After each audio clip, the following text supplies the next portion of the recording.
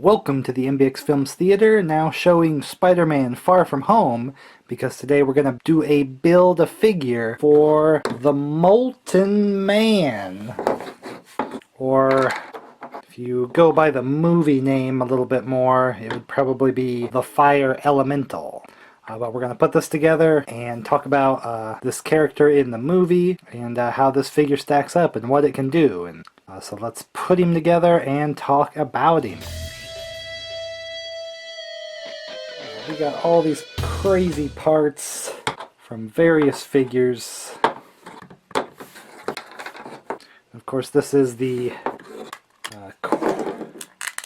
Quinn's, Mysterio's, basically his illusion. It's not any particularly real representation of a real creature or the real character of Molten Man as it claims to be, because in the movie they never say Molten Man, so it's just the products. My god, have I lost how this goes together already.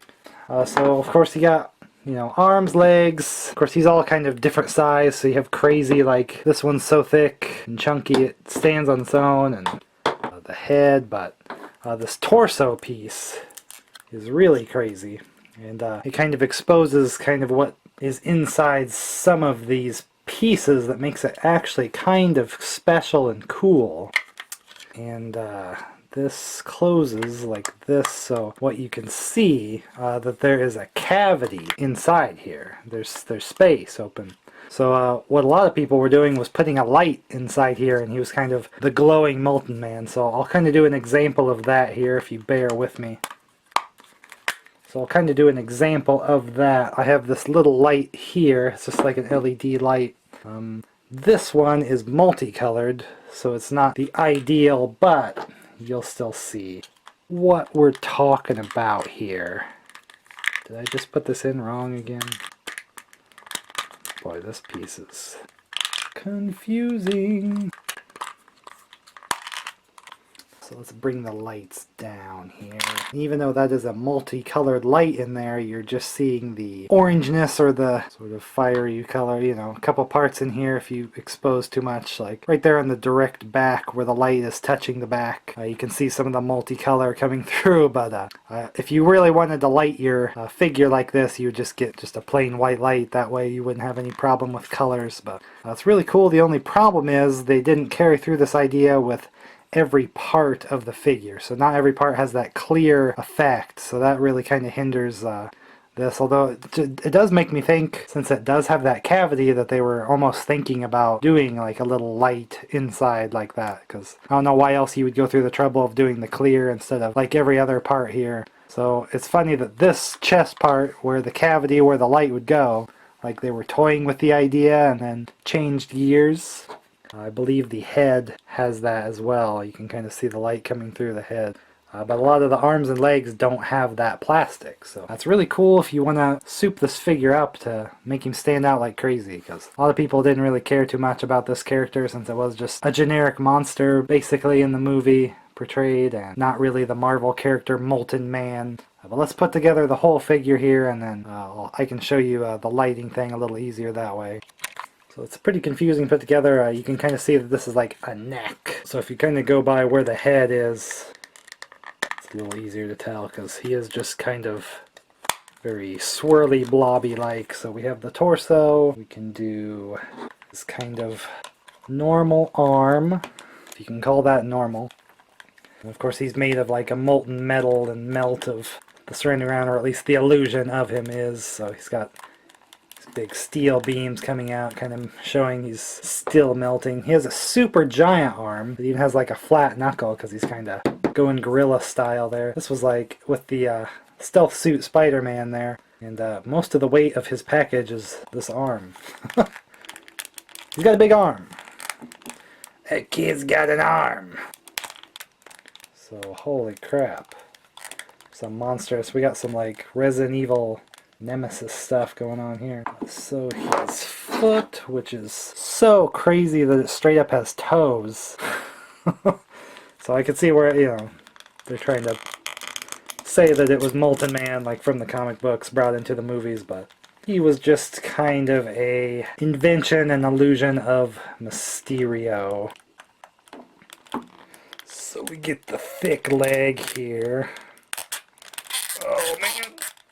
Oh, these chunky legs are always hard to get in. Off-screen push.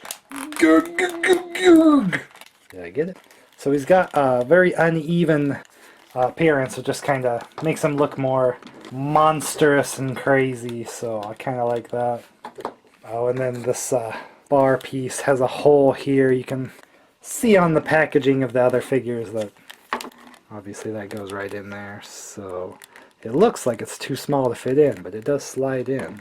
Just takes some crazy strength, and then his super hideous face, which is freaking awesome and crazy. Oh, he's almost got a pea head compared to the rest of the body. He is, as the children say, a chonk.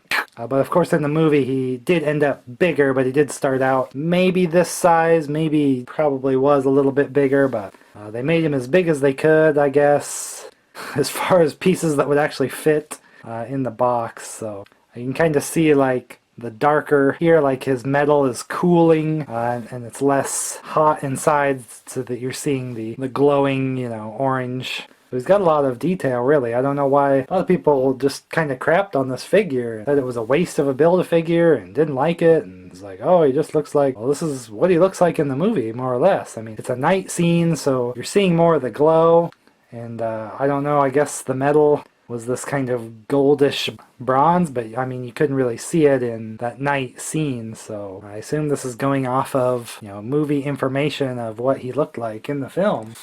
So it seems pretty accurate to me, other than just the sheer size. But again, this arm's kind of meant for kind of doing the gorilla thing, because it's flat on the bottom, like and that's why it's super long, that he's kind of putting it down, but he can just stand on his own because this one super thick leg gives him a lot of stability, even though he's kind of disproportional weight with this one half being heavier than. So that's going to affect a little bit of posing and stuff, because he's very heavy on one side, lighter on the other. Yeah, look, he wants to. He's actually not even standing on his right foot at all. It's all the weights on the right, balanced weirdly just because he's so heavy. So you can see here, like, this is not the see-through, this is just painted over.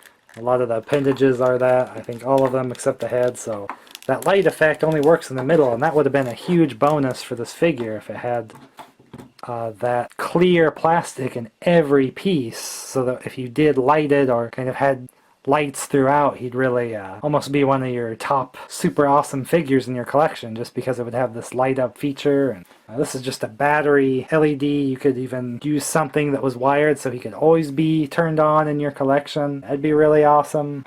I don't know much about the Molten Man character in the comics, but if you were, I guess you could rest assured that this wasn't really the depiction of that. They clearly used the name and concept, but and of course it's possible we may never see the true Molten Man, but really this is the fire elemental, let's face it. It's just the kind of the made up threats that Mysterio invented so he could kind of position himself as a new hero that's kind of in on the circle and has the trust of people, so he could kind of get away with a lot more of his schemes and get his revenge on Tony Stark as well, just from being a former employee and having Tony kind of mock his life's work technology with that kind of illusionary reality projections like that. So Molten Man was a cool fight, I thought. You got old Night Monkey facing off against him, and if Hasbro had come to me after seeing the movie and said, do you want the fire elemental or the water elemental as the Build-A-Figure, I probably would have had to think about it for quite a while, because I'm a pretty big fan of like the Hydro Man as far as Spider-Man villains go, but since none of them are really the true character that they were representing, I mean, he had, what did he have? There was a sand or rock one, and I don't know if that was, you know, you could say that that was Sandman, and you had Hydro Man and Molten Man, all those style of villains, but they weren't the true character ones where it was people turned into those super villains. So I think for look, this was probably the better choice than even a Hydro Man or Sandman sort of illusion mock elemental character. He looks cool. I like, you know, I wanted to represent as many characters as I could from the Spider-Man Far From Home movie, because I did really like that.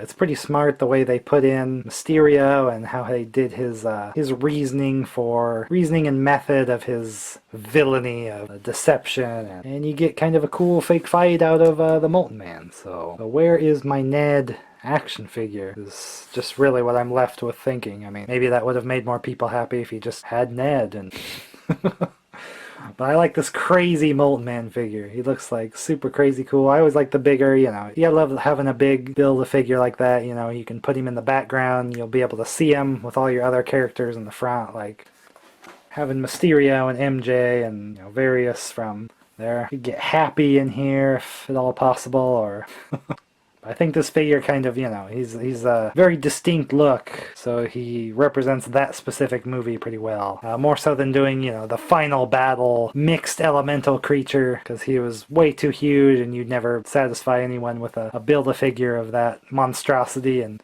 it wasn't even really the main event of the film anyway. It was just kind of this final illusion that people started going, oh, this is some bull from, you know, Nick Fury there at the end, or at least Nick Fury quote. So yeah, I'm glad I got all the pieces and built this, and it's gonna look awesome, kind of in my Far From Home Spider-Man MCU lineup. So I mean, honestly, with these bigger figures, there is a lot of articulation. It's just that his problem's gonna be the weight. This side is so much heavier. I really like it. I don't have any real complaint other than they didn't do the clear plastic effect for each piece, because that would have really been something special for the figure. I don't know what the complaints are with him. He's molten metal, so that's him, baby. And he's a big old hulking badass. So he's so ugly. I love him.